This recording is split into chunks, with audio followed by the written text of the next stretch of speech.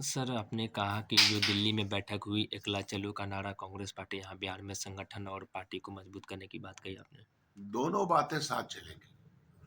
वहाँ जो बिहार के तमाम लीडरशिप वहाँ गई और शुरू से ये बात कहती आ रही है अपने वरिष्ठ नेताओं को, अपने लीडरशिप को, कि बिहार में जिस काम में लाभ नहीं है, राष्ट्रीय जनता दल के साथ हमारा अलायंस रहा, जैसा निभा, अच्छा निभा, खराब निभा, वो सवाल नहीं है।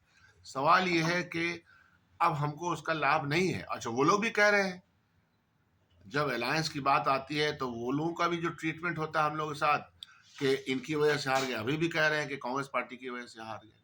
तो ये तो कहना गलत बात है ना। मिल के साथ लड़े हैं तो मिलकर के ही हम लोगों को ये जिम्मेदारी उठानी चाहिए।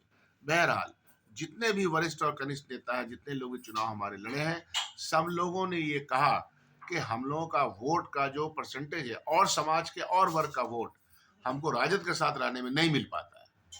ये उनकी समझ है, तो ये लीडरशिप को कही गई है बातें। लेकिन सिर्फ यह बात कहने से तो काम चलेगा नहीं। बिहार में हमको एक बहुत ही मजबूत संगठन खड़ा करना पड़ेगा। जनता को राहत देने वाले काम करने पड़ेंगे। ये जो एंटी पीपल्स पॉलिसीज हैं बिहार सरकार की और मौजूदा सरकार की और देश की सरकार की, उसके खिलाफ जन आंदोलन में जाना पड़ेगा। आंदोलनों के और संघर्ष के गर्भ से ही पार्टी बनेगी और पार्टी मजबूत होगी।